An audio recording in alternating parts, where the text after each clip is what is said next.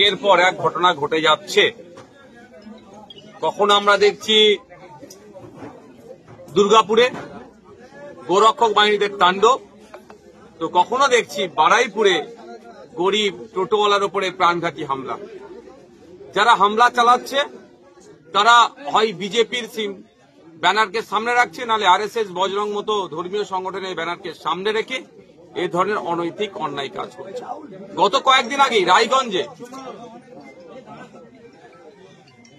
রোহিঙ্গা বলে, বিদেশি নাগরিক বলে এক আর্মি পার্সনের উপর আক্রমণ চালিয়েছে।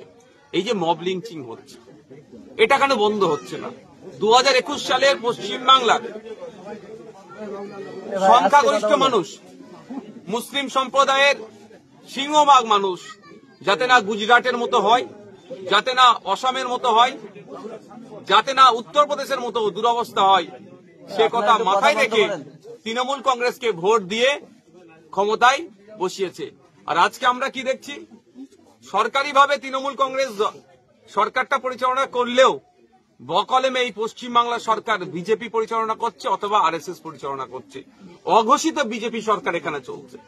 এটা বন্ধ হওয়া দরকার। আজকে আমরা বিভিন্ন রাজনৈতিক দলের কর্মীরা ছুটে এসেছি যে এই যেটা ঘটনা ঘটেছে, এই ঘটনা না আগামী দিনে ঘটে। এটা সম্প্রীতিকে যেভাবে নষ্ট